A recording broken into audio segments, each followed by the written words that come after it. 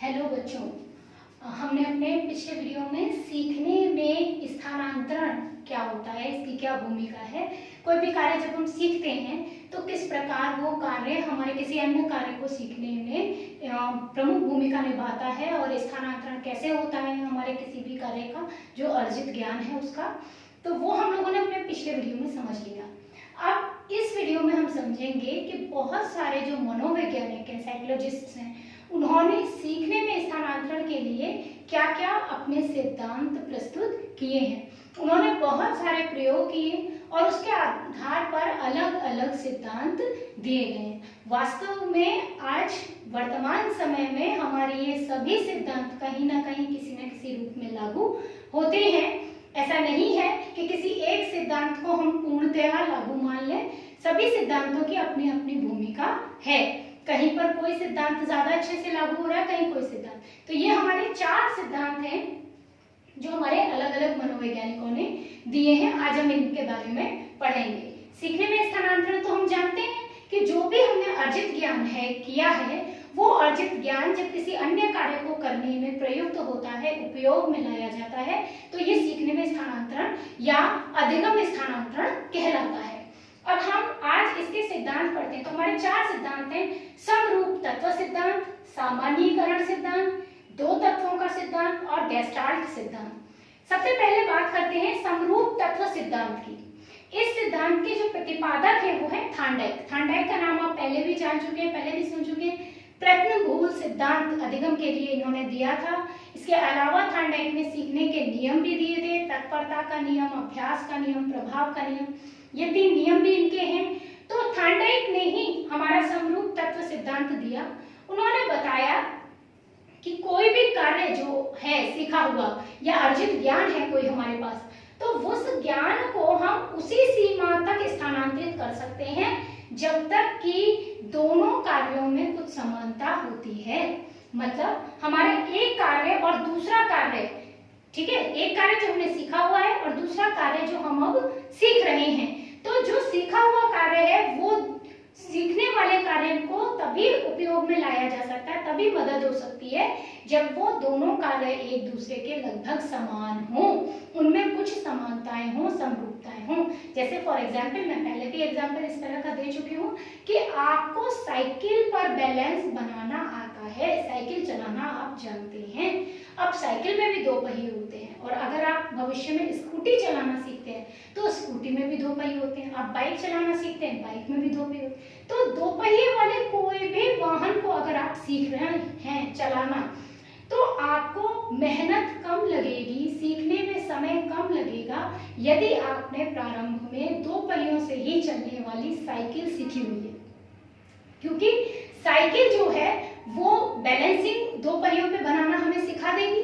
तो हमें अगर 2 पहियों पे बैलेंस बनाना एक बार आ गया, तो हम जानते हैं बाइक में भी 2 पहिए हैं, स्कूटी में भी 2 पहिए हैं, तो 2 पहियों पे बैलेंस बनाना तो हमें आता ही है। तो हमें सिर्फ गियर बदलना सीखना होगा बाइक में, हमें सिर्फ स्कूटी के अंदर अपना बटन कैसे स्टार्ट करना है, कहाँ ब्रेक लगाना है, ये चीजें बस हमें थोड़ी बहुत सीखनी होंगी।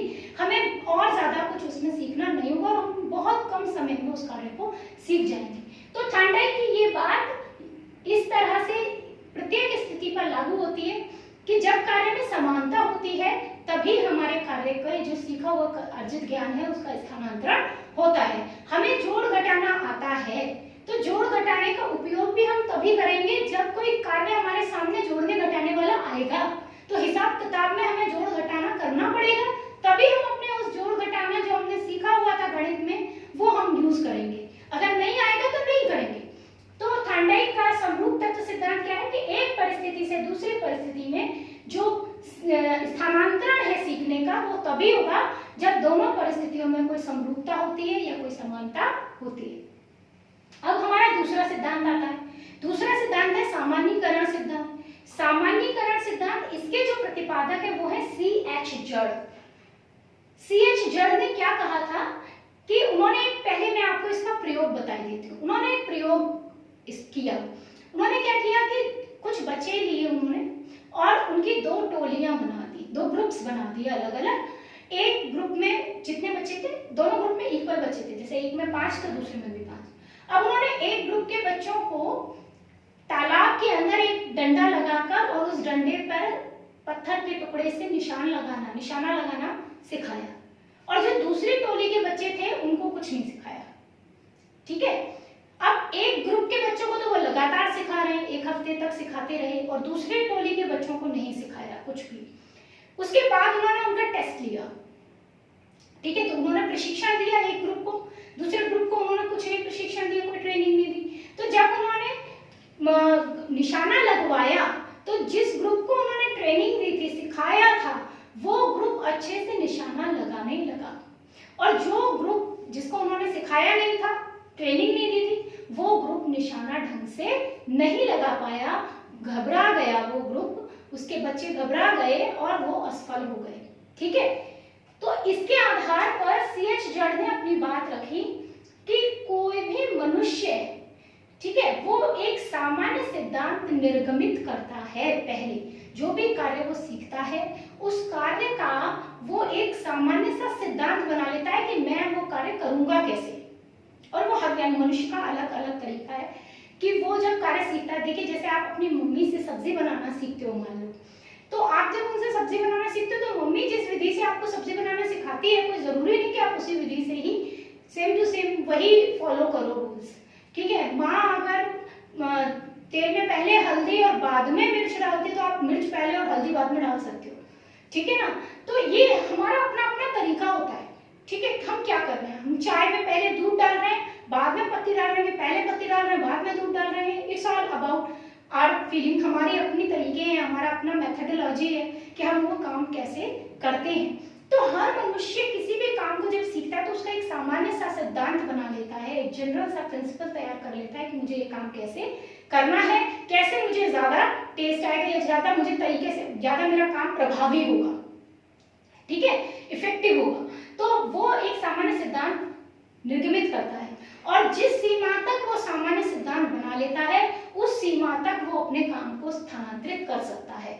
जहां वो ये सामान्य सिद्धांत नहीं बना पाता वहां वो घबरा जाएगा, वहां वो कार्य स्थानांतरित नहीं होगा, उसकी समझ में नहीं आएगा कि आगे उसे क्या करना है। ठीक है, तो ये है सामान्यीकरण का सिद्धांत कि हम कोई भी कार्य सीखते हैं तो हम अपने दिमाग में उसकी एक पिक्चर क्रिएट कर लेते हैं, हम अपना एक फ्लो चार्ट बना लेते हैं कि मुझे उस काम को करने के दौरान कौन सा स्टेप कब करना है। ठीक है, हम सारे स्टेप को वन बाय वन अपना एडजस्ट कर लेते हैं। जरूरी नहीं एक व्यक्ति जिस तरह से करता है दूसरा भी वैसे ही करता हो। चाय बनाने में हम सब पानी, दूध, चाय पत्ती, चीनी सब डालते हैं, लेकिन कौन सी चीज पहले और कौन सी चीज बाद में, ये सबका अलग अलग हो सकता है। कोई जरूरी नहीं कि सब एक ही तरीके से चाय बनाते हो। कुछ लोग ऐसा भी हो सकता है चारों चीज एक साथ मिला के रख दे और बनने दें उसको। कुछ लोग ऐसा हो सकता है कि वो चाय पत्ती के साथ पानी को बहुत देर तक उबाले, उसके बाद दूध डाले। मतलब बना सब चाय ही रहे, बट सबके अपने अपने प्रिंसिपल्स हैं, अपने अपने अलग अलग तरीके हैं। तो जिस स्थिति तक हम ये तरीका अपना बना लेते हैं वो काम में हम परफेक्ट हो जाते हैं और वो काम हम अच्छे से स्थानांतरित कर सकते हैं। लेकिन जिस कार्य के लिए हम ऐसा कोई सिद्धांत डेवलप नहीं कर पाते, सामान्यीकरण नहीं हो पाता, वो कार्य हम स्थानांतरित भी नहीं कर पाते।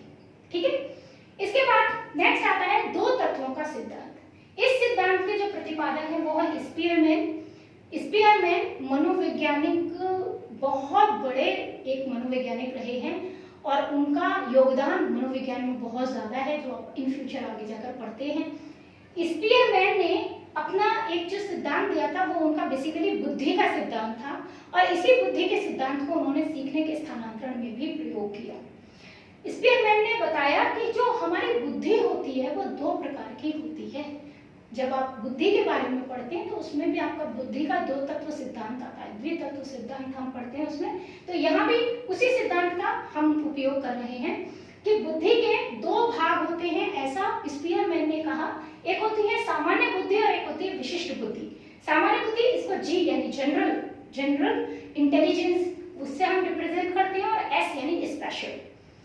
तो हमारी जो सामान्य बुद्धि है वो सब मनुष्यों में एक सी होती है, वो इन सब चीजों से परे है, देश, काल, स्थान, ठीक है, आयु, इन सब चीजों से वो परे है, वो सबकी एक ही जगह होगी, एक जैसी होगी। चाहे यहाँ का बच्चा हो, हमारे देश का हो, चाहे किसी और देश का हो, सब बच्चे एक साथ एक ही उनकी एक निश्चित आयु है, 1 साल का बच्चा ही चलना सीखेगा, थोड़ा बहुत आगे पीछे हो सकता है, लेकिन ऐसा नहीं है कि 3 महीने का बच्चा चलना शुरू कर दे, ऐसा नहीं होगा, ठीक है ना। ऐसा नहीं होता है कि हमारा जनरली 3 साल पे बच्चा बहुत स्पष्ट बोल पाता है, 3 साल पर वो स्कूल जाने लायक तैयारी उसकी शुरू हो पाती है, तो ऐसा नहीं है कि हम 1 साल के बच्चे को स्कूल भेज दें, ऐसा कहीं नहीं होता, ठीक है।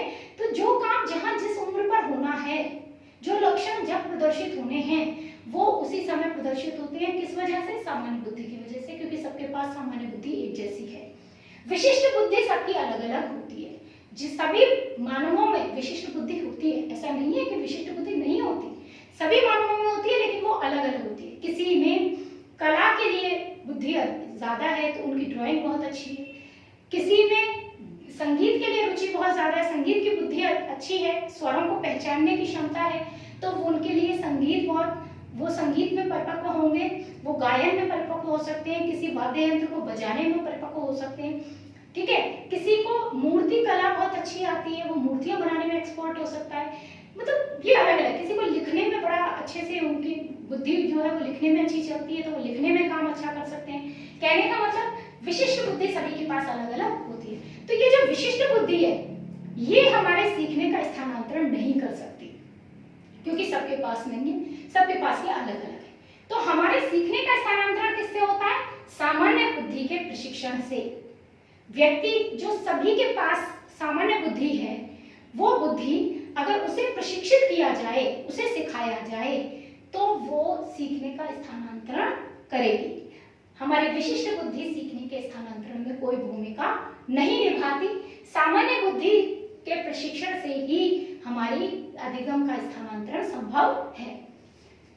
चौथा, गेस्टाल्ट सिद्धांत। गेस्टाल्ट पहले भी मैं बता चुकी हूँ, गेस्टाल्ट का मतलब होल। जो गेस्टाल्टवादी हैं मनोवैज्ञानिक, वो जनरली ये मानकर चलते हैं कि संपूर्ण मतलब जो मन है उसमें वो सारी चीजें, वो किसी एक चीज पर, व्यक्तित्व को किसी एक चीज पर नहीं समझते कि केवल व्यवहार पर डिपेंडेंट है या केवल व्यक्ति के शारीरिक जो विकास है उस पर निर्भर है, शारीरिक योग्यताओं पर निर्भर है। हम आगे जाके पढ़ेंगे व्यक्तित्व के बारे में, तो हम ज्यादा स्पष्ट समझ पाएंगे कि व्यक्तित्व की परिभाषा में हम बहुत सारे जो हमारे एस्पेक्ट्स हैं, बहुत सारे पक्ष हैं, उनकी बात करते हैं। तो गेस्टाल्टवादी जो है वो संपूर्ण में देखते हैं, किसी भी चीज को होल में देखते हैं, उसकी छोटी छोटी बारीक चीजों को नहीं देखते।